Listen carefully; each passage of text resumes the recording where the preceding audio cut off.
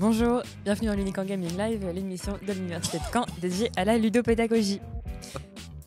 On se retrouve aujourd'hui pour un épisode sur les jeux coopératifs. Alors avec moi nous avons, tout d'abord un fervent supporter de Liverpool, mais tu n'as pas encore passé l'écharpe.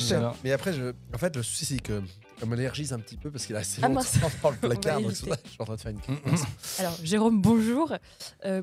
Bonjour. Pourquoi cette écharpe? Parce que pour moi, par rapport à la question est-ce que on est mieux ensemble que seul, je pense que c'est l'esprit de Liverpool qui incarne complètement cette logique-là, avec spécifiquement, je pense, dans ce sport collectif qui est carrément pas collectif et coopératif en tout cas qu'est le football, c'est les clubs qui, à mon avis, incarnent le mieux le principe de l'esprit coopératif et pas individualiste. Pour son hymne. Si je me Et trompe pas. il y a notamment l'hymne de On ne te fera pas Never Walk chanter. Alone. Avec plaisir, moi. Ah bon. Jérôme Le Gripagès, notre directeur. Il va pouvoir parler de son jeu préféré du monde entier, Et j'ai pas Gloomhaven. prévu d'en parler, mais c'est Incroyable, c'était l'occasion. Notre game designer Nicolas Abonneau. Bonjour. Bonjour. Et puis, je cite Bonjour, Damien, Arthur. je suis désolée d'avance, il a une nouvelle raison de faire son intéressant. Mais on est ravis pour toi. Il a été tiré au sort pour bêta-tester Elden Ring Night Rain. Ouais. Ah, Et c'est ça- bien, mais Gros banger. La semaine prochaine, attention, vous m'entendez. c'est déjà la semaine prochaine. Ouais. Week-end prochain, je vais rester devant mon PC. Et tu vas streamer peut-être ta et partie, je vais peut-être on streamer aura la l'occasion d'en partie, reparler. ouais. T'as le Ouais. droit de faire ça? Normalement, oui, ils avaient donné le droit pour le bêta-test de Elden Ring. Regarde. Donc, Ouais. ils m'ont pas encore envoyé les codes, hein, mais en tout cas, ils m'ont Ouais. dit oui, bravo, c'est tiré au sort. Donc, ouais. Félicitations, on est ravis. Ouais, merci, Arthur merci, Gatté, merci. Tu étais mesdames et inscrit messieurs. quelque part, j'imagine. Sur Dans le site. c'était sur le site de Bandai Namco, ouais, directement. Et en régie, nous avons Benoît et Lucie qui sont là aussi pour Salut. vous ravir. Salut, bonjour. Et puis, nous sommes accompagnés par Florine qui aime bien les jeux coop, mais préfère les jeux semi-coop, Ouais. car il y a la petite dimension de l'identité secrète qui Ouais, te plaît ça, bien. j'aime bien. Mm. On pourra, Les objectifs secrets. on pourra en reparler. Donc, pour, Pas s'en remettre. pour cet épisode sur les jeux coopératifs, on vous a prévu une traditionnelle chronique Ticket to Teach, mais qui aujourd'hui peut-être un ton un peu particulier, puisque tu as un parti pris. Ouais, c'est nul les jeux coopératifs. Voilà, c'est engagé. Spoiler. Ça, c'est dit, c'est clair. On avait dit pas de politique dans nos jeux vidéo, s'il te plaît. Ouais, nous, c'est Et- fini, c'était avant 2025. Ouais, globalement, on a assumé le. Et donc, normalement, je pense que ça va susciter un peu de débat autour de la table. Donc, après ce débat, nous pourrons apaiser la situation grâce à une chronique vidéo Game Fact d'Arthur. Réconcilier. J'espère, grâce, sur le thème de la coopération narrative dans Ouais. les jeux vidéo. Ouais. Il nous tarde de voir ça. Et puis, comme d'habitude, on finira par une revue des derniers jeux découverts et un petit jeu pour tester nos compétences en ludopédagogie. Donc, Merci, Florine. Jérôme, nous t'écoutons sur ce sujet brûlant. Alors, je vais Est-ce essayer que l'union fait la force finalement? Oui, donc ensemble, c'est mieux. Voilà. Je vais commencer par une citation. Je ne vais pas finir comme une citation. Pas une citation, je vais commencer par cette citation de Jean Piaget. La coopération est le plus sûr moyen d'apprendre à comprendre le point de vue d'autrui et à le respecter. Alors, les jeux coopératifs, donc ces expériences où les joueurs unissent leurs forces contre un système, semblent être la quintessence du jeu bienveillant. Fini les rivalités, exit les dominations, place à l'harmonie et à l'intelligence collective. Ça, c'est la théorie. Car derrière la promesse d'une coopération idyllique se cachent, selon moi, des tensions philosophiques et des limites de game design, ainsi que des dynamiques sociales qui sont souvent plus complexes qu'il n'y paraît. Alors, jouer en équipe, est-ce que c'est réellement mieux? Ou, ça va être un petit peu mon propos, je suis désolé, je vais peut-être me faire quelques ennemis, mais ou bien les jeux coopératifs ne sont-ils qu'une illusion bien emballée pour séduire des esprits faibles. Alors les jeux coopératifs, je pense, émergent vraiment comme une alternative à la compétition. Et ce sont des titres comme Pandémie, Hanabi ou encore The Crew qui, dans le milieu fin des années 2000, vont émerger et vont placer les joueurs face à un adversaire commun, donc une mécanique. On joue contre une mécanique implacable qui est gérée par un système algorithmique plus ou moins clair ou parfois par le hasard. Mais contrairement à ce qu'on pourrait croire, ces jeux ne sont pas exempts de tensions ou de conflits. L'idéal coopératif se heurte très vite à une réalité dure, la domination du plus fort. Donc ce phénomène qu'on appelle le quarterbacking, du nom du quarterback, ce joueur essentiel dans le football américain. Et donc ce phénomène du quarterbacking surgit dès que l'un des participants, plus stratège, plus bavard ou simplement plus autoritaire, commence à dicter la conduite des autres. Dans Pandémie, combien de parties se transforment en une exécution des ordres du chef ou du petit chef, laissant peu de place à l'initiative individuelle. Loin d'abolir la hiérarchie, les jeux coopératifs, paradoxalement, peuvent la renforcer. Toutefois, certains jeux ont su contourner ces écueils. Spirit Island, par exemple, impose une complexité telle que chaque joueur est responsable d'un aspect stratégique différent, empêchant ainsi un contrôle absolu d'un joueur sur les autres. The Mind, qui est un jeu un peu particulier, repose sur une synchronisation intuitive et non verbale, rendant impossible la domination d'un individu sur le groupe. Bien qu'on puisse imaginer qu'avant la partie, il puisse y avoir des consignes qui sont données.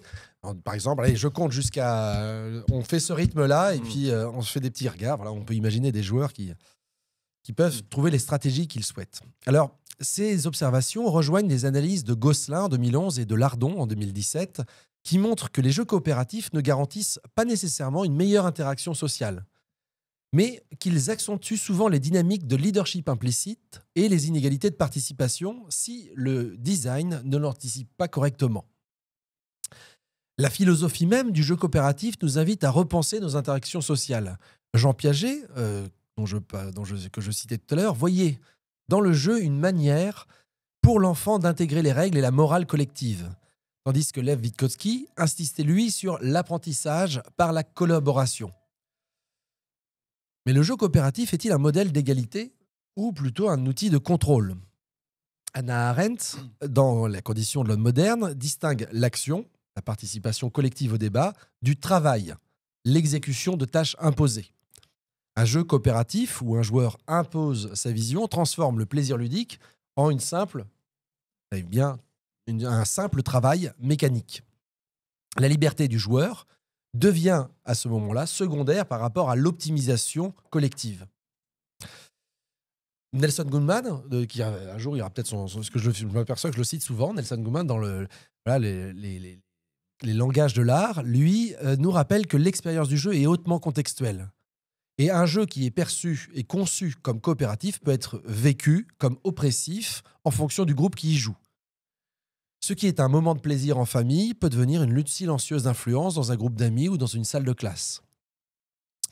Johnson & Johnson, en 99, j'aime bien les citer parce que c'est quand même rigolo qu'ils travaillent ensemble. Johnson & Johnson mettent également en évidence que les jeux coopératifs ne sont bénéfiques que si une structure d'équité est bien pensée. Autrement, ils risquent d'amplifier donc les asymétries de pouvoir au lieu de les atténuer. Et alors, donc, on a d'excellents jeux asymétriques tels que Gloomhaven, sorti en 2017, ou Nemesis, qui est aussi très intéressant, avec une dimension qui est semi-coopérative. Ils introduisent donc des rôles différenciés qui vont limiter ce phénomène de quarterbacking. Ce modèle offre aussi une alternative plus équilibrée entre structure et liberté. Le jeu coopératif oscille donc entre un espace de partage et un terrain miné par des luttes de pouvoir implicites. Alors, peut-on vraiment parler de coopération quand tout le monde ne participe pas de la même manière ?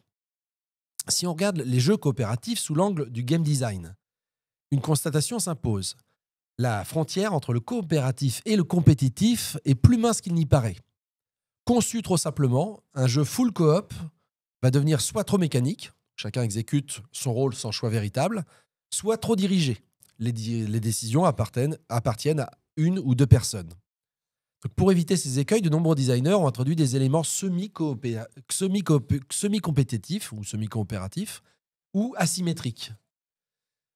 Ghost Story, par exemple, alors ça c'est un jeu d'Antoine Bonza qui est réputé, j'aimerais bien qu'on le récupère, j'ai vendu le mien malheureusement, mais Ghost Story c'est un jeu qui est d'une difficulté folle. Déjà, il avait fait des playtests, aucun joueur n'arrivait à battre le jeu. On joue contre le jeu.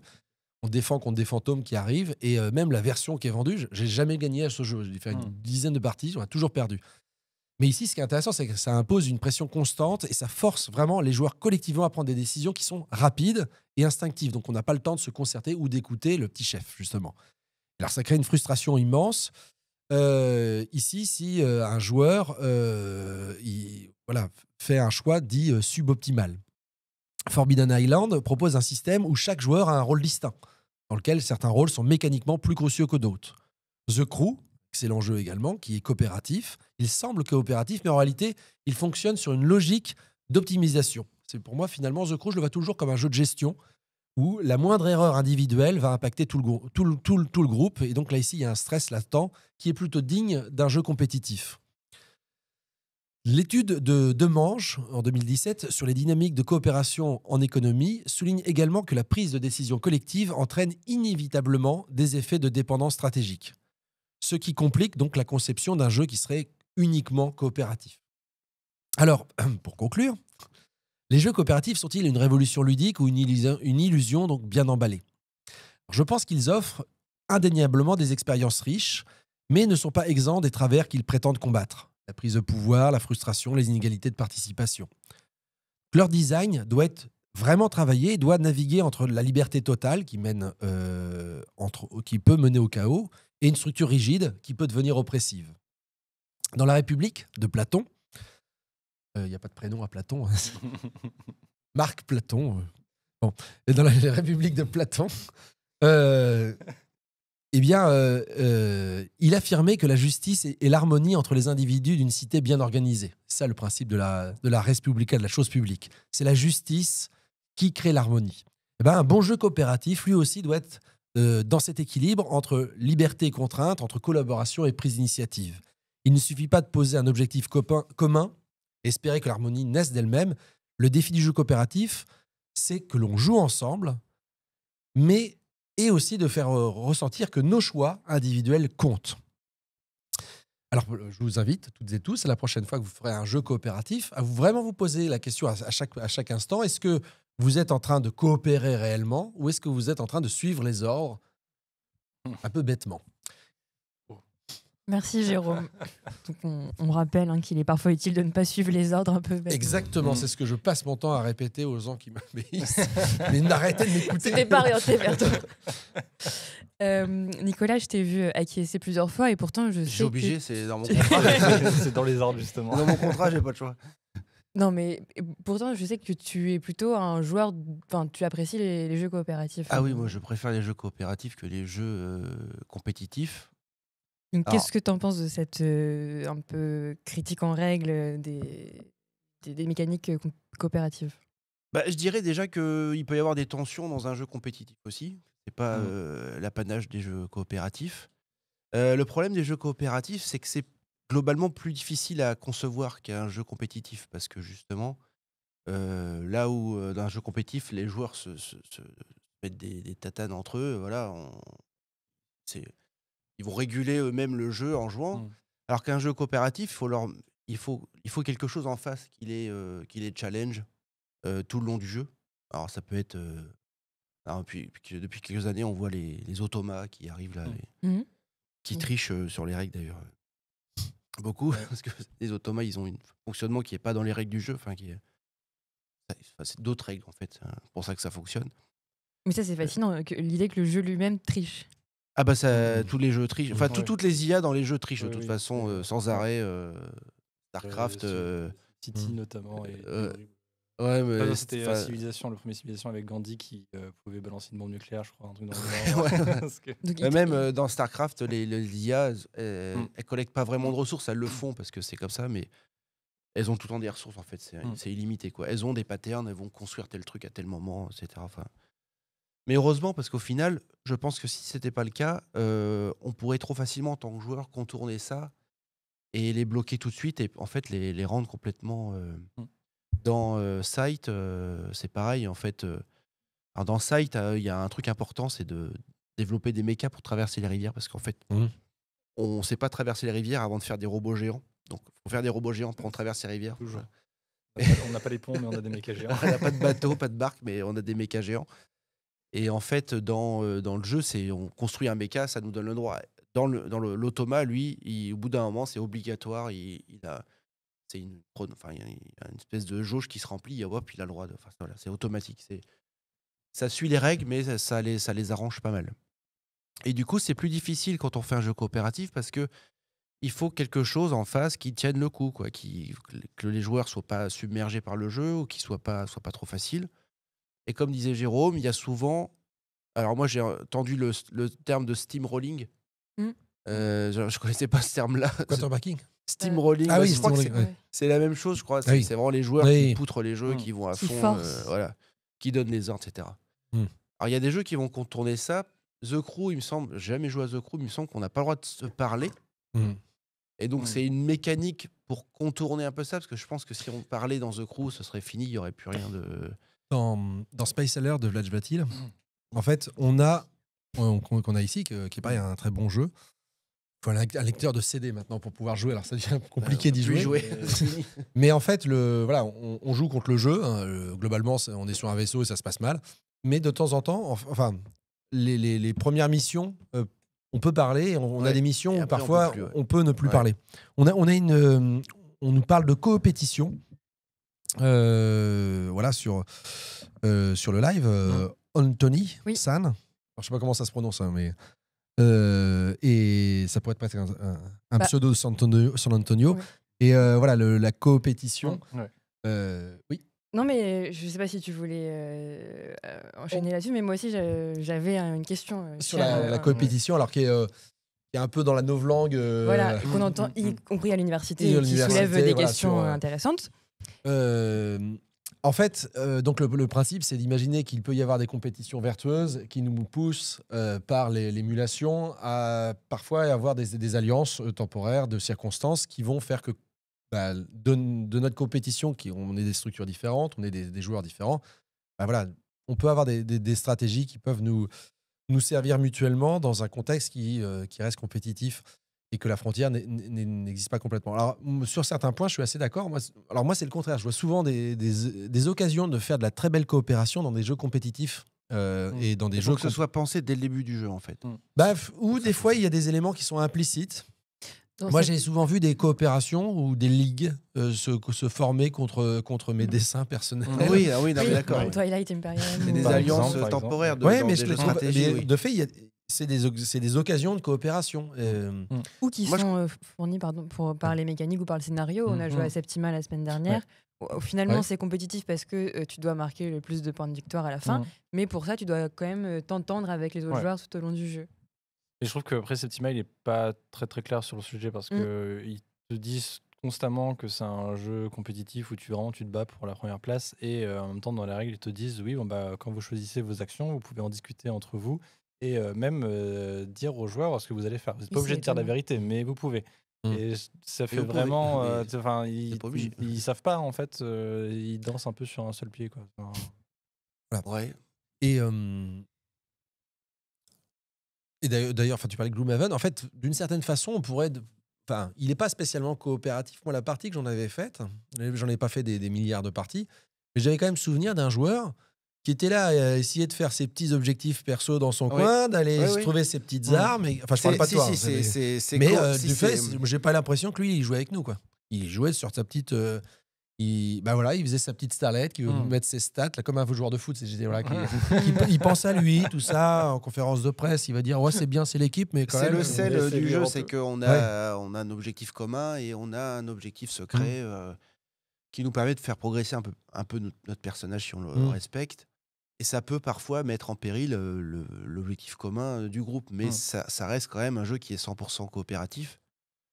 Et moi, les jeux coopératifs, je les mets vraiment dans la catégorie des jeux où on joue contre le jeu, quoi. Pour moi, c'est un jeu coopératif, c'est un jeu où on joue contre le jeu.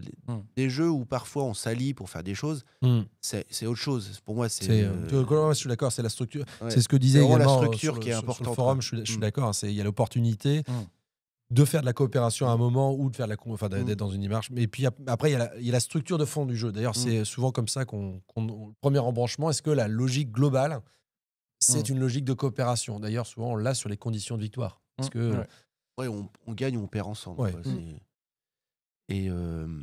et je sais plus. Tu disais, Nicolas, que c'est plus difficile en tant que game designer de concevoir un jeu coop qu'un jeu de compétition. Ouais. À quoi il faut veiller justement pour avoir un peu cet équilibre de challenge aussi Alors là, c'est vaste. Déjà, il faut essayer de contrôler les joueurs qui vont faire un peu leur popote. Et puis, il y a plein de méthodes, ça dépend. Il y a des jeux vidéo qui vont forcer les joueurs à se rassembler à certains moments des missions, par exemple, parce que voilà, Pépère, il est parti à l'autre bout de la carte tout seul. Ou alors il s'est puni, en fait, t'es puni par le jeu parce que Même par tu les parlais joueurs de 4 aussi. Dead, jeu de 4 Dead, tu te faisais Ou choper. même par les joueurs aussi. Ouais, par les joueurs aussi, ouais. oui. Le nombre de fois où sur World of Warcraft, tu dois te rejoindre pour faire un donjon, mais t'en as un qui fait son truc et tu l'éjectes du groupe et puis Ouais. t'en trouves un autre. Alors justement, ça c'est un moyen de contrôler les joueurs, c'est de créer de l'interdépendabilité. T'as oublié de syllabe, non, c'est bon. Interdépendance. Interdépendance, oui. C'était mieux. Quoi. Entre les joueurs, ça veut dire que un joueur par lui-même, il va pas pouvoir faire tout lui-même, mais par contre, il va contribuer avec les autres à réussir l'objectif. Comme les jeux de rôle, les MMO, les dungeon crawlers, etc. C'est vraiment l'exemple. Gloomhaven, c'est un peu ça, même s'il n'y a pas vraiment de rôle vraiment établi. Il y en a, mais ils sont un peu plus cachés. On peut faire une campagne à 2 DPS, par exemple. DPS, c'est les gens qui font des dégâts. Ça va fonctionner, normalement. Parce qu'on peut acheter des potions, de boire quelques potions. Mais ça, c'est un moyen de contrôler un peu le joueur, de lui dire, oui, tout seul, tu vas pas y arriver, donc faut... Mais ça peut être à double tranchant parce que ça peut amener des frustrations sur un autre joueur qui n'est pas assez performant. Et du coup, il va freiner mon développement à moi parce qu'il est naze, en fait. Il avance pas et il soigne mal si c'est un jeu... si on est dans un donjon de la WoW, par exemple, etc. Donc c'est... Oui, il y a quand même un rapport à la culpabilité, à la responsabilité envers les autres qui peut être assez stressant dans ce genre de jeu, oui, où tout est lié, les joueurs sont liés ensemble, oui. Mais je pense que ça, c'est... D'ailleurs, ça vaut indépendamment de la situation de jeu. Là, on parlait de piéger, on parlait de l'apprentissage à plusieurs, entre pairs. Donc, dans les Vygotsky qui parle de socio-constructivisme, hein, le savoir s'apprend en travaillant avec les autres. Dans les groupes que l'on encadre dans des projets tutorés, comme dans un jeu coopératif, s'il n'y a pas une définition claire de rôle, de fonction et de tâches à effectuer par les uns et par les autres, on a énormément de non-dits, d'implicites. On a aussi un effet de groupe. Donc la différence entre une équipe et un groupe, pour moi, le groupe, c'est tout le monde fait la même chose à côté les uns des autres. Et l'équipe, justement, on se fait confiance et on se sépare la tâche. On le voit dans les game jams, ça. Oui. L'effet des gens qui imposent un peu leur... Et c'est là où je pense que c'est vraiment la responsabilité structurelle de l'organisation d'un bon temps qui va être coopératif, c'est vraiment de clarifier auprès de ces apprenants la façon dont ils vont devoir s'organiser. Ou alors, il faudra débriefer dessus. Mais sur les escape games qu'on présente souvent comme des la Rolls-Royce de l'expérience coopérative, souvent, en fait, c'est pas le cas. Là, c'est typiquement des espaces où des micro-tyrannismes se mettent en œuvre parce que l'effet de stress, parce que un jeu comme The Crew, c'est un peu différent, mais la situation des jeux d'évasion crée une situation de stress qui est déjà importante. Parce qu'on veut sortir, parce qu'en plus on est observé, il y a le regard du tiers extérieur, on n'a pas envie d'être nul et tout. Donc il faut qu'on gagne. Et donc c'est là où celui qui est un peu compétitif, généralement il impose un rythme très fort aux autres. Et puis, on le voit souvent, justement, sur la répartition des tâches. Tiens, toi, vas-y, compte les tâches au mur, ça servira peut-être. Puis voilà. Tiens, prends la clé et va ouvrir. Une fois qu'on a trouvé la clé, donc c'est. Non, vas-y, là, je le fais. C'est des situations juste que tu retrouves même dans le jeu vidéo, notamment en e-sport, avec des jeux de coopération totale, style CSGO ou même donc Counter-Strike ou même League of Legends. Où moi, ça m'est déjà. Je pas à League of Legends, mais pour en avoir discuté, il y a beaucoup de choses qui reviennent de dire moi j'ai pris ce personnage-là et on m'a dit que c'était pas bien parce que normalement on avait assez de personnages pour aller sur telle voie, alors qu'en fait il fallait quelqu'un, par exemple, un tank ou je sais pas, mais c'est un peu pareil avec Overwatch. Et des fois c'est des petites tensions comme ça où même aussi au niveau des missions que tu peux faire ensemble où il y a des frustrations qui ressortent énormément. Je me suis déjà fait engueuler par un autre joueur parce que j'avais totalement fait des raids sur WoW, tu vas voir. Mais je m'étais déjà fait. Il y a des vidéos parce connues que là de j'étais pas un bon tank ou je rentrais pas bien dans ce mood-là en fait du personnage, enfin, dans le rôle attendu, et du coup tu te retrouves éjecté. Bah non, on va trouver quelqu'un d'autre. Désolé, au revoir, bye bye quoi. Il y a des choses qui ont été mises en place. Il y a, alors je vais dire du bien de Blizzard en ce moment. Parce qu'ils ont créé un jeu vraiment, je trouve. C'est Blizzard. C'est un jeu original qui s'appelle Heroes of the Storm, qui est un Ouais. MOBA qu'ils ont complètement abandonné. Enfin là, alors que le jeu a vraiment un truc, je trouve vraiment bien. Et ils ont pris l'essence du MOBA, mais par contre, ils l'ont rendu vraiment plus coopératif. Contrairement à League, parce que c'est inspiré de League of Legends. Dans League of Legends, chaque joueur a son propre niveau, il pexe lui-même, etc. Et c'est souvent un joueur qui détermine la fin de la partie, qui roule sur tout le monde au bout d'un moment, etc. Et dans Heroes of the Storm, justement, c'est un jeu coopératif par équipe, c'est un niveau commun. Ouais. Et là, je trouvais ça vraiment intéressant, parce que du coup, il n'y a pas un joueur qui va se détacher Enfin, il va se détacher parce qu'il va être un peu mieux. Je parle trop. Je suis pas là souvent, j'en profite. Il va se détacher de la meute parce qu'il va jouer un peu mieux, mais par contre, il va pas avoir un impact aussi important sur la partie que dans un jeu comme le LoL. Vas-y. Non, c'était. On tourne comme ça. Voilà. J'ai moins de temps, tu vois. Non, mais sur les effets parfois pervers du jeu coopératif, donc on le voit aussi sur les effets de domination qui peuvent se reproduire, et notamment sur les effets de domination de genre ou les effets de mise à l'écart. Et donc, il y a eu des études qui démontraient que c'était sur comment il s'appelle le jeu de basket, NBA 2K. NBA 2K, quand un joueur en ligne se dévoilait être une femme, on lui passait moins la balle. D'accord. Oui, parce qu'on veut pas qu'il rate. Donc, C'est insupportable. Ouais. Et même sur LoL, pareil. Ouais, tous ces jeux de et compétition. ce qui fait que voilà, ici il y a quand même un souci. Enfin voilà, un souci. En plus, ça revient sur les biais qui sont déjà existants dans la société.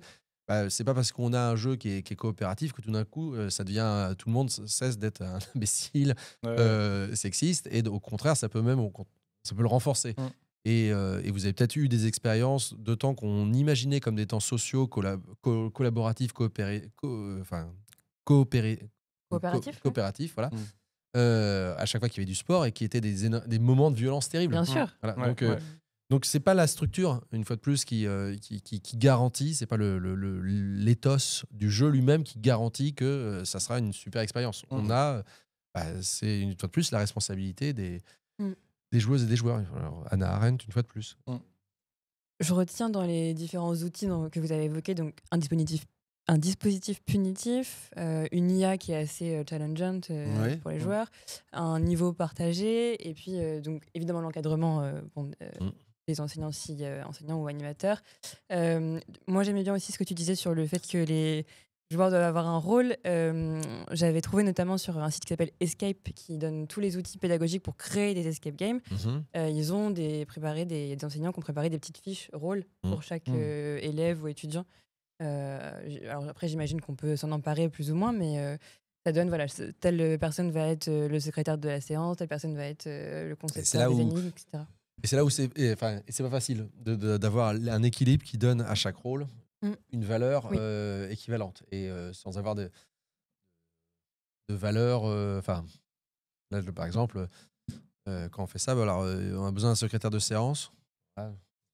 Alors, par contre, on a besoin d'avoir le rôle de celui qui sera le ministre. Ça doit être partie du briefing aussi, justement, de montrer l'intérêt de chaque rôle. Et ce qui peut être intéressant dans cette perspective, si on utilise des rôles, c'est aussi d'avoir des moments de jeu ou des situations de jeu, voilà, vraiment, que le jeu nous amène à changer de rôle, ou qu'on puisse acheter éventuellement qu'on puisse avoir des systèmes de vote. Ah oui, c'est pas mal. Il faut se méfier, depuis quelques temps, je sais plus, j'y crois plus trop au système de vote, mais, sur le principe, il y a des choses qui sont quand même intéressantes pour faire de la régulation. Oui, le changement de rôle, ça responsabilise d'autant plus, et en même temps, ça permet de respirer si jamais notre rôle ne nous convient pas, et d'avoir un peu une idée aussi de là où on a le plus de compétences. Et je suis en train de chercher un jeu où il y avait ça, d'ailleurs, cette idée de mandat impératif. C'est-à-dire qu'un joueur comment ça s'appelle ce jeu où on élisait des joueurs, comme parfois il y a des systèmes comme dans Trône de Fer, ou Et voilà, et la personne était élue, et elle était élue en posant une carte où elle disait ce qu'elle devait faire. Donc c'est un peu la promesse électorale. Ah, Ensuite, il y a des tours, et si la personne elle ne commence pas du tout à faire sa promesse électorale, et commence par contre à s'enrichir, et Bah, ben c'est Hégémonie, non? Il y avait ça dans il Hégémonie. y a un peu ça dans Hégémonie. Enfin, il y avait Ouais, dans Emoji, il y a un peu ce principe-là. Mais donc, ici, ça peut être intéressant parce que ça peut être des rôles qui sont différenciés d'un joueur à un autre, mais avec des moyens de contrôle qui permettent à la globalité de dire ah bah attends, toi tu voulais être notre chef, mais normalement un chef c'est ça. Chef, c'est comme ça. Là, t'es tu pas coches comme que ça. 2 cases sur 4. Là, c'est pas terrible. alors l'exemple Rends de l'argent. l'exemple de l'escape game, c'est celui qui pousse sans doute le plus à l'extrême le cas que tu as développé dans ta chronique. Mais inversement, on peut aussi t'opposer que certaines mécaniques de jeu coop, au contraire, éliminent un peu ces tensions-là.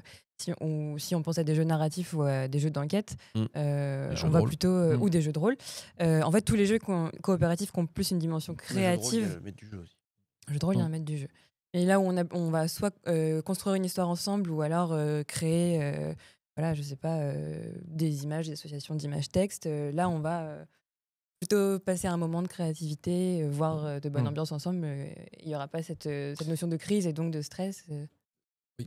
Mais ça revient une fois de plus à la question de la composition de la table, la disposition d'esprit des joueurs qui sont et joueuses autour. Et c'est ce qui fait que moi, en fait, un jeu coopératif ou compétitif, un jeu de gestion, voilà, où des fois les deux idées sont pas très très clairement établies, en fait, ça dépend quand même beaucoup des personnes avec lesquelles on joue. Il y a un peu l'action de la mécanique quand même. Moi, j'avais ramené. Vas-y. Je me permets, allez. J'avais ramené Greenville 1989, qui est un jeu où on. J'y viens pas d'ici, ça. Non, c'est de chez moi. Ah. Qui est un jeu un peu dans l'univers Ça dit au moins de 16 ans quand même. de Spielberg, de Stranger Things aussi, où voilà, on est des ados dans les années 90, enfin presque. Et Mais ça arrive à tout le monde. Ça arrive. on est perdu dans Vraiment bien une aussi. ville où il n'y a plus d'adultes et où il y a des monstres partout, etc. Et donc on va piocher au fur et à mesure des images et on va décrire en fonction des images là où on est, ce qu'on est en train de faire. Et on va construire notre histoire au fur et à mesure comme ça. Et il va falloir deviner quelle image appartient à quel joueur. Et du coup, il y a quand même une notion de crise, mais on est plus dans la créativité que dans la compétition que créerait une. Ouais, mais il y a quand même des gens qui vont imposer leurs idées créatives, qu'elles sont mieux. La bonne idée de Nicolas, par exemple. Voilà, moi je vais être chiant. Lucie a des très bonnes idées. Oui, mais elle ne les impose pas. Elle les impose jamais. C'est quand elle a écouté sagement toutes nos mauvaises idées qu'elle dit sinon on pourrait peut-être. Et alors, pour revenir aussi sur la compétition et l'idée qu'il y a des mécaniques qui peut-être quand même atténuent. C'est l'idée que moi j'aimerais qu'on développe, mais je vous entends, hein, bien sûr. N'hésitez pas à me contredire. Alors, le semi-coop, est-ce que c'est intéressant est-ce que ça peut répondre un peu à la problématique que tu as soulevée? Ça dépend en fait de ce qu'on appelle le semi-coop. On peut peut-être leur définir est-ce d'ailleurs. que voilà, le semi-coopératif, donc c'est souvent des mécaniques de jeu coopératif, mais on peut avoir donc on va avoir par exemple, comme dans Nemesis, une condition qui va faire qu'on peut tous perdre, mais qu'un seul peut gagner. Ou des fois dans des versions un peu différentes, on peut avoir dans des semi-coop, on joue à 4, les Chevaliers de la Table Ronde par exemple, on joue à 4 et il y a un félon, un traître, un potentiel. Et donc ça crée un niveau de suspicion qui fait que ou dans Battlestar Galactica ou Insondable, voilà, c'est des jeux, je dirais, qui sont semi-coopératifs dans la mesure où on n'est pas dans la certitude que nos partenaires de jeu sont exactement de notre côté, ou voilà, et que la défaite et la victoire seront également partagées. Je pense sur la définition. Oui, c'est ça. C'est un jeu d'une rare clarté, coopératif. ce que je viens de dire. Bravo. Faut que je m'en remette. C'est un jeu coopératif où généralement les joueurs ont chacun un objectif secret, un truc personne ne sait, etc. Et généralement, on gagne tout seul ou on gagne avec notre copain qui est aussi méchant, etc. Enfin, ça dépend. Donc, Et maintenant, il y a pas mal de jeux qui proposent sur un même artefact des systèmes de règles, des variantes où on peut le jouer en mode complètement compétitif, en mode coop ou en mode semi-compétitif ou en mode solo d'ailleurs. Enfin, c'est autre chose. Mais voilà, donc on est. Le mode solo, c'est un peu coopératif. Oui. D'accord. Mais en tout cas, ça peut apporter peut-être ce Non, mais challenge. je rigole Non, pas d'accord, vraiment. ok. C'était pas un Je vieux t'en prie, délire. je t'en prie. Là, je veux dire, dans la disposition d'esprit, c'est-à-dire qu'on a on a comme pour un jeu coopératif, je trouve, dans un jeu solo, cette même quiétude, cette même certitude qu'il n'y a que le jeu face à soi. Comme dans un. Voilà, et moi, quand je joue tout seul ou quand je joue avec d'autres dans un jeu coopératif, ça revient un peu au même. Alors, peut-être des Tu coopères peut-être pas assez. je ne pas assez. Non, mais c'est par rapport à la tension que j'ai. Tu vois, c'est de me dire, bah, je suis dans le même truc. En fait, il va falloir que j'explose. Mais j'ai pas cette tension de l'autre, du rival. Il n'y a que le jeu contre Il nous. n'y a pas le plaisir du partage. Donc c'est peut-être ton profil de joueur aussi, pour le Ouais. coup. Peut-être.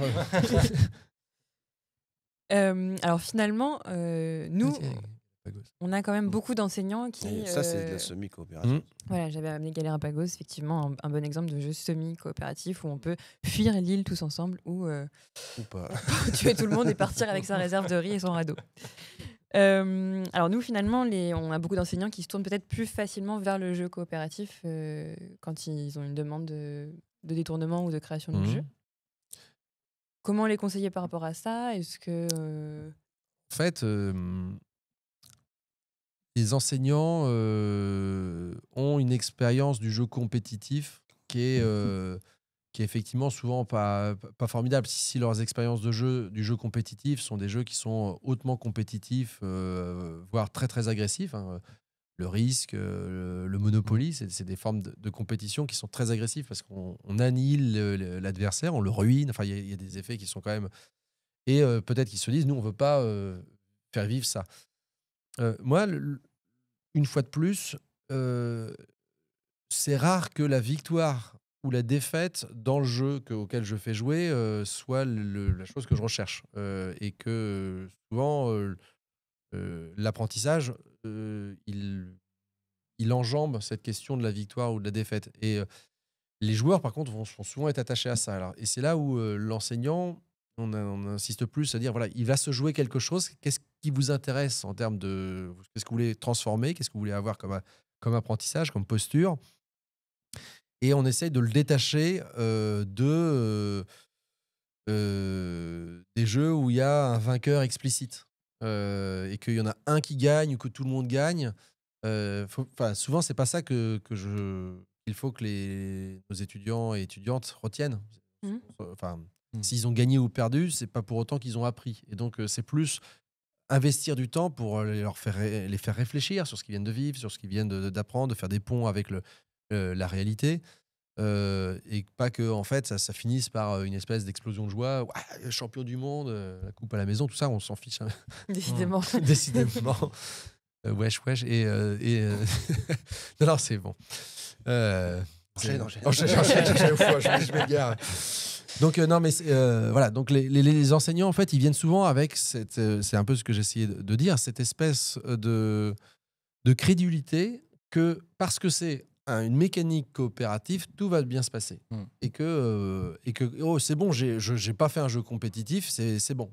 Alors qu'en fait, on peut faire des jeux qui ont des dimensions compétitives et ça se passe très bien. Après, c'est sûr que si on met en valeur en disant bien joué Michel, t'as gagné, et par contre tous les autres, vous avez perdu, on applaudit Michel. Enfin voilà, effectivement, là on a un truc qui est un peu dérangeant. Mais de la même façon, si c'est bien, vous avez gagné, tout le monde s'applaudit, alors qu'en fait, si ça se trouve, personne n'a rien appris, j'ai pas envie que vous applaudissiez.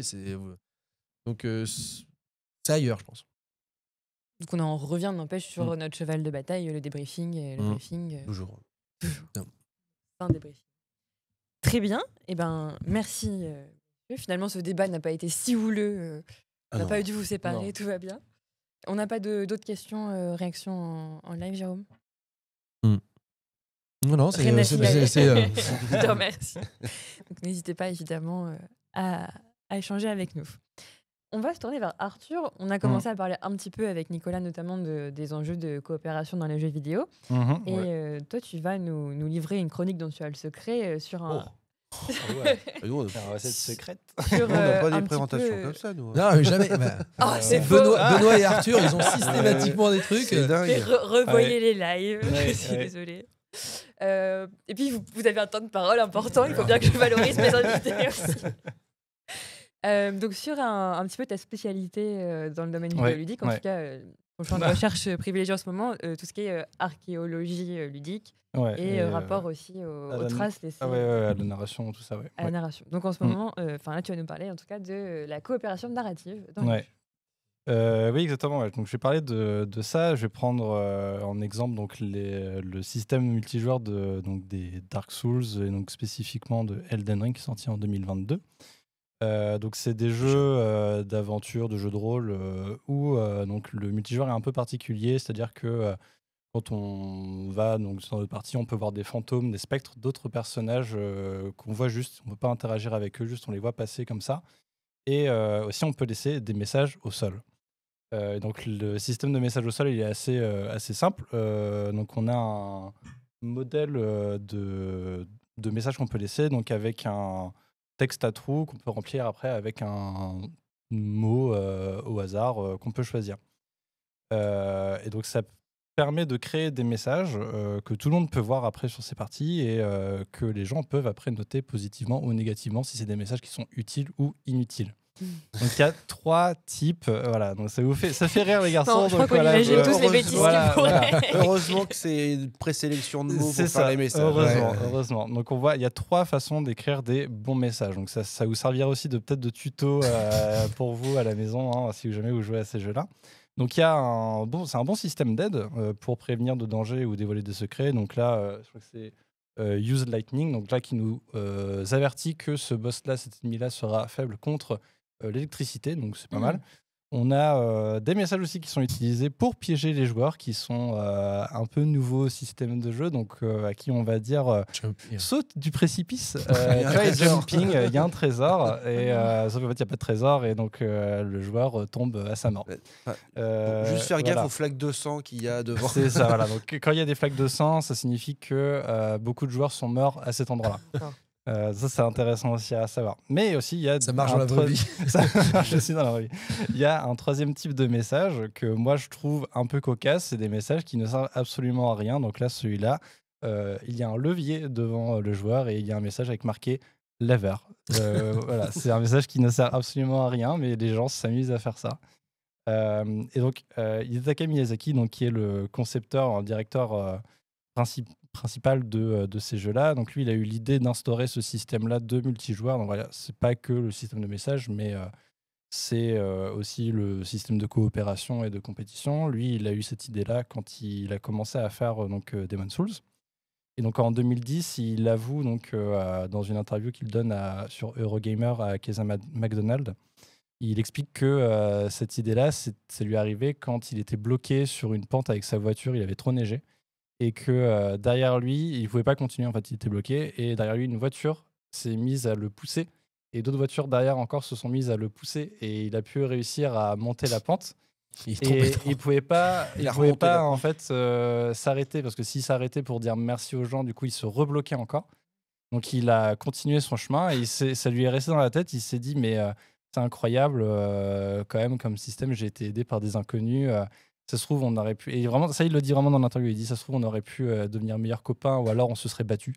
Et ça, c'est réel, ce qu'il dit dans l'interview. Rentrer chez eux, les autres. Allez c'est ça. Et donc, moi, je trouve ça fascinant que juste, il rentrait de son travail, très certainement. Et vraiment, voilà, il a eu cette idée-là qui a presque même changé. Enfin, aujourd'hui, ce système de multijoueur. C'est la côte si tu n'avais pas fait le jeu. Et ce système de multijoueur, il est sympa, mais il n'a jamais été repris nulle part. Ouais, non, mais par contre, il y a eu des hommages. Il y a eu un hommage qui a été fait dans Dragon Age Velguard, justement, par rapport à ce système de message-là. J'ai vu une image. Mais oui, effectivement, c'est pas un système qui est repris, mais qui est vraiment typique des jeux de Dark Souls. Mais du coup, sur cette Même idée, je citerai aussi du coup l'autre jeu, donc Moirai, qui est sorti en 2013, qui a été fait par Chris Johnson, Brad Barrett et John Ostman. Donc c'est un jeu qui n'est plus disponible aujourd'hui. Je vais expliquer la raison après, mais je vais vous expliquer d'abord On a pas mal le d'indices. gameplay. Non, et le jeu est super. Il faut pas être médisant comme ça. Le jeu, il est super. Donc on joue à un je vois personnage. un enfant et... Ah ouais, non mais c'est génial. et On joue à un personnage, donc on arrive dans un village où on peut interagir avec des personnages, on a des moutons qu'on peut tapoter, c'est assez rigolo. Et les personnages du village nous expliquent que donc une jeune femme du nom de Julia a disparu et qu'en plus de ça, il y a une grotte dans le... Non, pas de Julia. Et qu'il y a une grotte où on entend des cris. Le personnage, nous, on va se diriger là-bas. À l'entrée de cette grotte se trouve un bûcheron qui nous dit « Attention, c'est dangereux peut-être dans la caverne, il y a des cris, on ne sait pas trop c'est quoi, prends ce couteau, on ne sait jamais. » Donc on va dans la grotte. Dans la grotte, on tombe sur un homme avec sa chemise en sang. Il est couvert de sang, le monsieur. Et on lui pose 3 questions.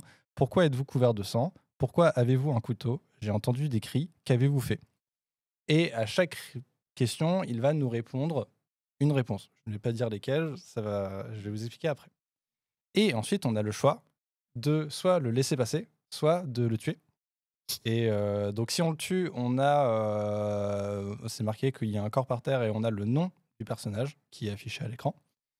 Et ensuite, quand on va plus loin, on retrouve Julia qui est elle-même ensanglantée, qui explique aux joueurs qu'elle a tenté de se suicider parce que son fils et son mari ont disparu et qu'elle vous demande de terminer le travail. On peut choisir de terminer le travail ou alors de lui dire non, je vais chercher de l'aide, je reviens. Mais dans tous les cas, elle nous éclabousse de son sang. On revient en arrière et on croise un autre personnage qui nous pose les 3 questions que notre personnage a posées. Et on a le choix de... donc on va te répondre tout ce qu'on veut. Donc on doit taper notre réponse textuellement comme ça. À la fin, quand les 3 questions ont été posées, le jeu se termine. On doit redonner donc notre prénom, notre mail. Et on recevra, en fait, donc ça, ces réponses qu'on aura données seront transmises à un autre joueur dans une autre partie. Et on recevra donc une alerte pour nous dire si la personne nous a épargné ou nous a tués.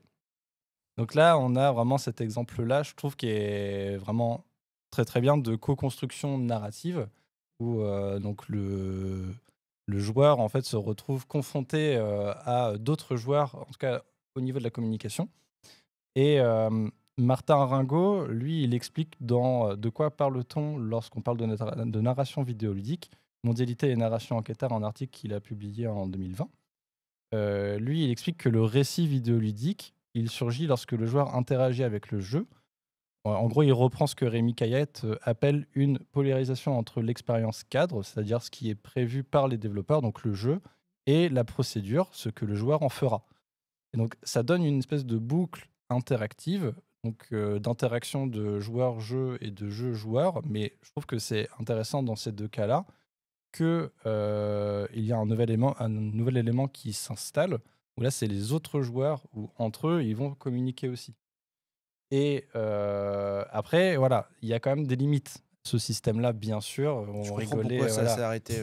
Voilà. Je commence à entrevoir. Là. Tu commences à entrevoir la chose. C'est-à-dire que sur Moira, il n'y avait pas de modération sur les mots qu'on pouvait utiliser. C'est-à-dire que tout mot était disponible. Donc, des fois, il y avait des insultes, des fois, il y avait des choses qui n'allaient pas du tout. Là, notamment, on a la répétition de... je crois que c'est je sais plus c'est quoi le film, c'est...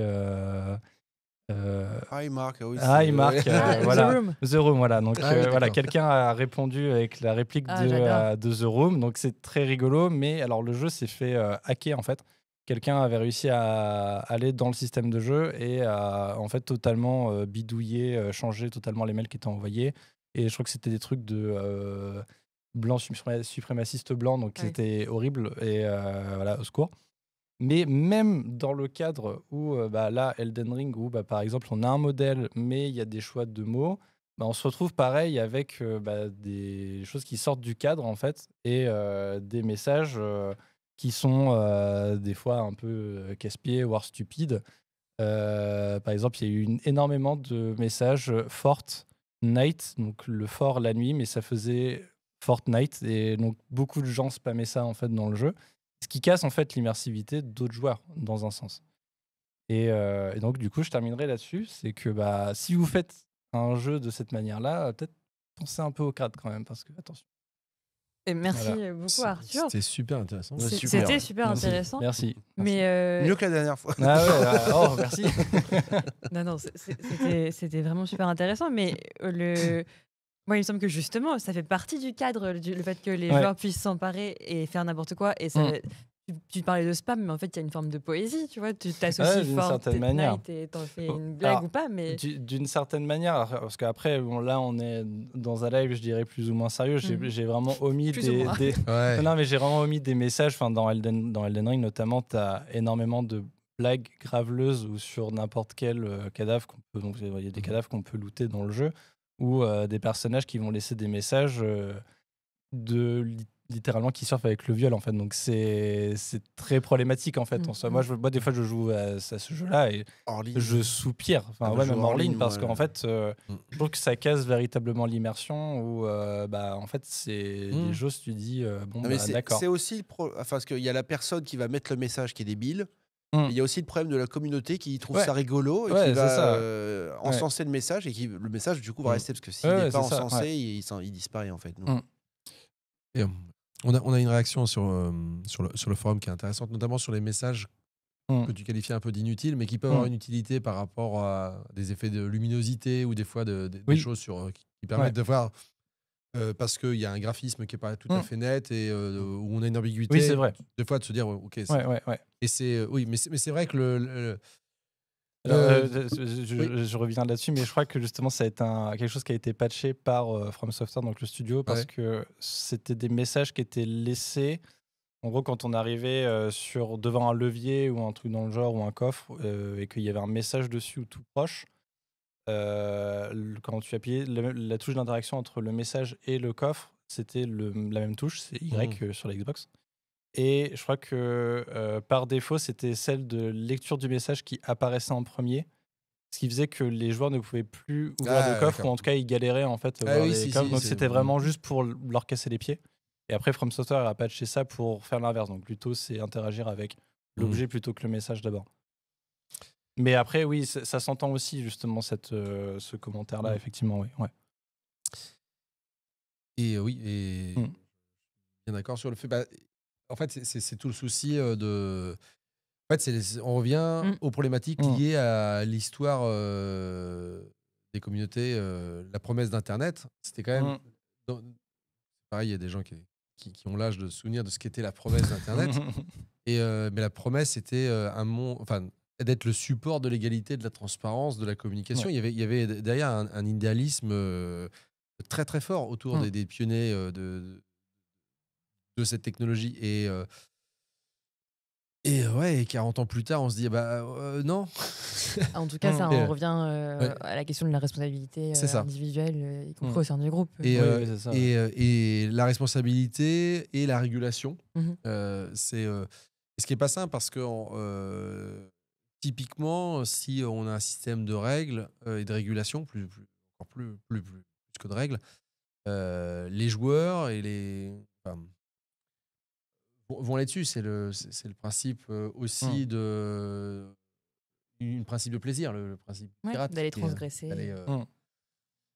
Et donc, on peut toujours trouver quelque chose. Et si on laisse la possibilité à certaines personnes de dessiner au sol quelque chose, évidemment, ça va faire des choses qui seront plus ou moins poétiques. Et qui feront des sujets passionnants pour les chercheurs de trésors et les chercheurs tout court. Alors, je vous remercie. On va conclure tranquillement en parlant d'un des derniers jeux qu'on a découvert. Vous avez joué à Age of Rome la semaine dernière. Donc, jeu de Antonio Yiannopoulos, Vangelis Eftimiou chez Theotum Game Studios en 2023. Est-ce que vous allez réussir à l'attraper? Moi, non. Est-ce que ça vous a plu? Oui. Est-ce que vous voulez nous en dire un mot? Il y a la caméra zénitale.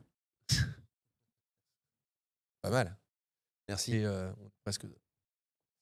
Oui, Age of Rome, en fait, c'était un jeu qu'on avait, on l'avait entrevu. D'ailleurs, il devait y avoir un des auteurs là qu'on avait vu à Essen. Oui. Et donc c'est, j'aime bien en plus, c'est une collection. L'éditeur s'appelle Teototum, Titotum. Voilà, je vais réussir. Et c'est les petits dés qu'on utilise, enfin les petits dés toupies. Donc Age of Rome, c'est un système que je trouve intéressant. C'est un jeu de gestion dans lequel on va, à la suite de l'assassinat de Jules César, représenter des personnes d'influence à Rome qui allons avoir une partie de l'Empire, une partie de Rome en gestion. Et donc, et on a un mandat qui dure un tour et on va s'occuper de l'Afrique, de l'Hispanie, de la péninsule italique ou éventuellement je crois, de la Gaule. Et... Et là, il faut enchaîner, s'il vous plaît. C'était pas le mot à dire.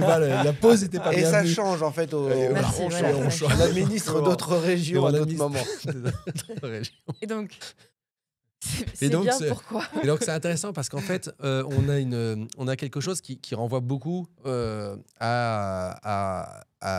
limites et intérêts d'un mandat politique. Donc quand on a un territoire en développement, on va essayer de développer le territoire, de développer son agriculture, son commerce, ses villes, les aspects religieux, les bâtiments civiques. Et ça, c'est bon pour le territoire.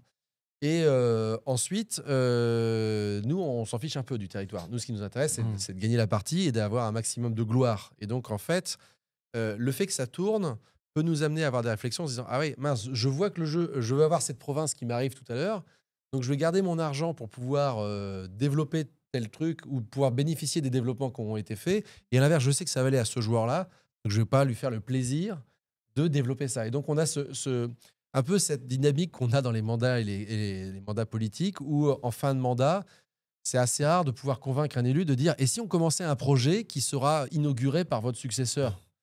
Et donc, on a cette petite tension que j'aime bien dans le jeu. Donc, j'aime bien. Il y a plein de choses à faire. Ça va assez vite. C'est pas très compliqué. C'est comme souvent sur ce type de jeu, par contre, l'incertitude, enfin l'incompréhension parfois de pourquoi ça vaut plus de points que d'autres. La contrôlabilité qu'on a sur nos points de victoire. Voilà, donc avec des parties, on adapterait notre façon de jouer pour gagner plus de points de victoire, mais en plaisir et en compréhension un peu de ce qu'il y a sur Rome à cette époque-là, je trouve que c'est pas mal. Et voilà, mais comme souvent, les conditions de détermination du vainqueur sont un peu décevantes, mais au final, accessoires. Oui. Alors, c'est un jeu sympa. Alors déjà, le premier défaut que je trouve qu'un défaut déjà au jeu, c'est que les 4 régions sont identiques.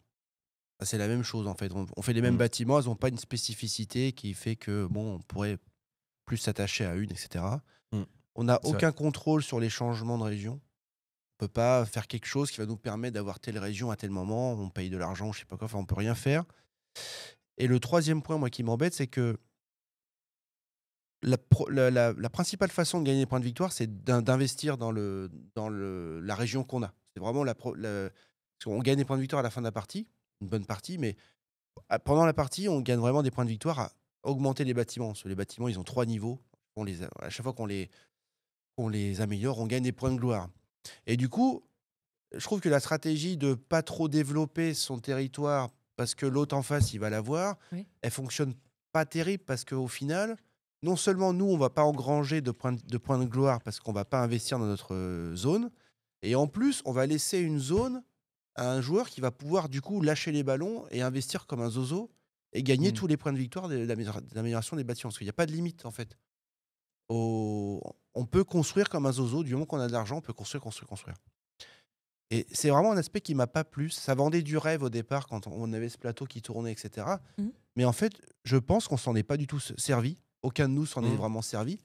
Et je pense que c'est une mauvaise idée de s'en servir en fait. Je pense qu'on perd si on essaie de faire des crasses en fait à notre adversaire, parce qu'en fait c'est nous qui perdons en fait les points. Et ça a un nom d'ailleurs, c'est un moment culturel, ça s'appelle l'évergétisme. Ah oui, l'évergète, c'est celui qui il y a un dictionnaire. L'évergète, c'est celui qui à Rome dépense de sa fortune au service de la cité, enfin, d'ailleurs à Rome ou dans le monde antique, mais dans un objectif politique. Et donc parce que les investissements pour la communauté étaient généralement sur des fonds privés, mais avec une volonté d'avoir un retour sur investissement. Et donc Pompée puis César vont s'affronter et vont construire plein de bâtiments pour la communauté, mais en fait de plus en plus pour leur propre gloire. Et d'ailleurs, la construction des bâtiments, bon ça on l'a pas du tout dans la perspective ici, était de plus en plus démagogique. Là au début, on avait des gens qui faisaient des aqueducs et des routes, et ce qu'on appelait des basiliques, voilà, pas des basiliques, des marchés,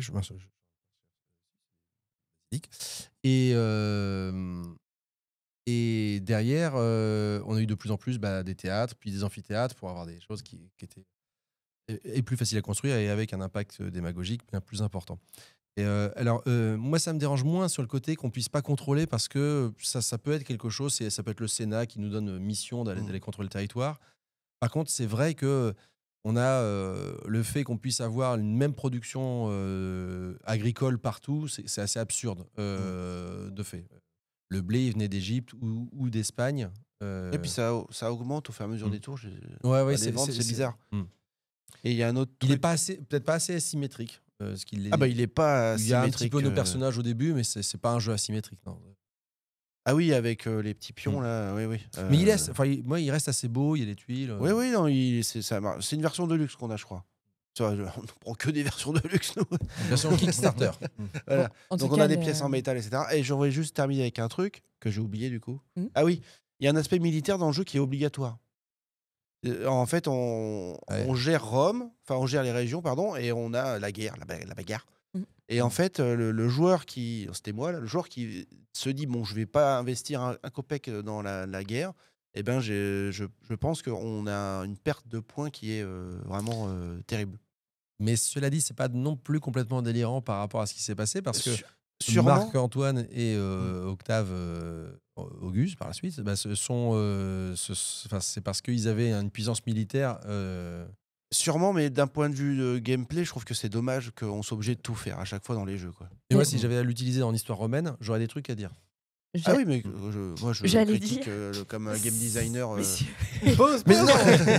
Moi j'allais dire justement, c'est là où c'est intéressant d'avoir vos deux éclairages sur la présentation du jeu, qui apporte un supplément au fait à tous les blogs qui vont en parler. C'est que on voit quel intérêt ça peut avoir dans un contexte pédagogique, et notamment que là, en l'occurrence, la mécanique que toi, Nicolas, tu trouves un peu à revoir peut-être, va être intéressante à débriefer par rapport à la thématique de l'histoire de Rome. Mais je suis en fait sur le fond quand même d'accord avec mon cher collègue, parce que je pense que le jeu, il aurait pu sur la mécanique quand même être. Enfin, en fait, il sort dans une belle version, mais en fait, ça fait un peu les mécaniques comme quand on voit au milieu des années 2000, il y avait plein de jeux qui sortaient, et en fait, c'est dans les années 2010 qu'on a eu la quintessence de ce type de mécanique. Et là, c'est un peu ça que j'ai eu l'impression d'avoir. Il y a du potentiel, mais c'est encore un peu. Peut-être dans Edge of Rome 2. Et ben voilà, le gant est lancé. Edge. Alors, on va peut-être vous laisser continuer ce petit débat hors caméra. Comme on a justement laissé de l'espace au débat, on va peut-être reporter au prochain épisode notre petit jeu de pédagogie. Déçu, Nicolas. Mais ça vous laissera le temps de... une petite partie. C'est vous le directeur. Et les gens, de toute façon, s'ils veulent, ils peuvent mettre en x2 en replay. On avait dit de ne pas forcément suivre les ordres. En l'occurrence, ils sont pas violents. Ils mettent pas on en fait un, c'est allez, une petite, allez. Donc, je vous rappelle, chacun pioche une contrainte et vous allez devoir imaginer un jeu. Oh non, j'ai déjà eu. Moi, mais non, c'est encore sur du langage. Je prends autre chose. Ma contrainte, c'est dans le cadre d'une évaluation. Un enseignant qui a besoin d'un jeu dans le cadre d'une évaluation. Sur une semaine intensive. C'est moi qui commence, je pense. Non, on a déjà commencé. Ouais, mais c'est la fin, ça. C'est pas grave, vas-y. Expérimenter le processus de publication et de valorisation scientifique en vue d'une initiation à la recherche. Trop bien. Ok, ouais. Donc, trop bien. Et moi, c'est une discipline assez obscure, je connaissais pas. Littérature. Oui, ouais. Avec les lits, non? Donc, initié à la recherche en littérature dans le cadre d'une évaluation pendant une semaine entière. C'est pas mal. Intensive. Faire une évaluation. Je viens de répéter les consignes. Ouais. initié à la recherche en littérature pendant une semaine entière dans le cadre d'une évaluation grâce à un jeu. Top. À bientôt. On peut vous laisser là-dessus. Bonne semaine. Non, mais c'est super. Alors, qu'est-ce Oh. que vous proposeriez comme, Je sais pas. comme idée de jeu à développer pas ou de grave. détournement? Une semaine intensive. Ah, si, moi, je pense qu'on peut faire. Ah, Alors, en évaluation, parce que déjà, Ouais. tu as le temps de faire un livrable sur une Mm. semaine. Et là, d'avoir quelque chose. C'était l'expérimentation de la relation de la recherche. Ouais. Oh, bah si, là, en vue d'une publication. Bah là, ici, proposition. Si, à mon avis, il y a quelque chose qui est intéressant. On les laisse justement avec un corpus de documents. Il faut que de façon collaborative, ils puissent aller trouver ça. Et pour que ça devienne un jeu, ça peut être intéressant. Peut-être que on est. Moi, mais j'en tiens, fais une est-ce- enquête, forcément. une voilà, enquête, ouais, ou alors, moi aussi, c'est- ouais. on pourrait aller avec. Ah bah oui, notre ami portugais. On pourrait aller avec. Je pense à... Non, À Passoa. oui, tu penses à Ouais, Pessoa ouais. À Passoa avec Pessoa, ses, ouais. ses Oui, c'est vrai. hétéronomes. Oui, c'est Pessoa, vrai, ouais. Pessoa. Là, mais ouais, Passoa. on a un jeu analogique ici sur Ouais. Pessoa. Ouais, Pessoa. Ouais. Et donc, oui, en fait, là, ici, cet auteur, mais ça pourrait être avec n'importe quel auteur qui pourrait avoir plusieurs identités. Ou qui a écrit sur plusieurs noms de plumes. Comme Stéphane. Non, pardon. Non, mais d'essayer de retrouver les auteurs derrière l'auteur. Et donc, et je sais pas, il y a plein de textes et sur des effets littéraires ou d'avoir un truc, je sais pas, sur. J'ai plein de. J'ai plein de textes qui sont sur des auteurs qui publient. Voilà, on est en 1885 et il y a plein de 1875, il y a plus d'auteurs intéressants. Et puis en fait, ils sont tous là et en fait, on doit faire un recueil. Et il faut qu'ils s'organisent pour retrouver par rapport aux effets stylistiques, par rapport à des éléments narratifs, par rapport à C'est pas mal. un courant de pensée. Donc on simule un travail d'édition, un projet d'édition. C'est ça. Et Donc, édition scientifique des textes qui permettrait de faire de l'analyse littéraire. Ouais. Moi j'aime bien aussi. Ouais, on j'aime ferait, bien. on ferait C'est deux pas équipes mal. et nous on ferait une enquête. C'est pas mal, ouais. Ça serait pas mal. Bah ouais, avec Une enquête. détective, il y a de quoi faire. Avec Enfin, détective, un tu système détournes, type détective, ou sur une campagne entière, un peu sur le même système. Pareil, tu recrées un scénario en le soulignant côté littéraire, c'est pas mal. D'ailleurs, nous aurons meurtre, l'occasion et de parler de la nôtre prochainement. Bien sûr. Sur ce petit teasing. teasing. teaser. Est-ce que ce jeu est accessible en droit ouvert, les étiquettes? Oui, parce que La l'open question. access, c'est la vie. Voilà. Il suffit juste d'avoir des post-it. Mais cela dit, Et on voilà. pourrait. Non, mais je crois que la question, c'est est-ce que c'est téléchargeable cette Ah, version-là, en en version print print and play, and play. si c'est ça la question. Ah, c'est une vraie question. Mais ça, on c'est pourra- une Merci question, pour votre question. Merci pour votre Pas question. encore. Pas encore. C'est dans les mains du studio Créa. Donc là, avec le temps que. Donc, nous, pour l'instant, c'est vraiment, Bientôt. c'est vraiment Des un jeu post-it, fait avec des mais Ouais, en mais effet, on c'est- peut envisager un petit play, peut être intéressant. Et en tout cas, notre base de données d'analyse de jeu, elle est en open access. Elle va, si c'est pas encore fait, elle va être sur le site de CEMU et pour l'instant, elle est sur OSF, téléchargeable, téléchargeable librement. Sur ces bons Tu ne mots, t'arrêtes plus. on va vous quitter. Le thème de la semaine prochaine, ce sera On s'arrête là. Donc nous-mêmes, nous allons nous arrêter là. Ouais. On va vous parler des jeux qu'on ne finit pas. Incroyable. Voilà, tout un programme. Je vous remercie tous les trois. Un grand merci à Benoît et Lucie en régie. Merci, Merci Benoît. beaucoup. Et Merci. à vous qui avez été très présents dans le chat aujourd'hui. C'est un plaisir de pouvoir interagir avec vous. À la semaine prochaine, 13h, ou sur la médiathèque pédagogique. Non, mais je vais dire un truc quand on va. Oh. D'accord. Passez une C'est très tout bonne secret. semaine. À bientôt.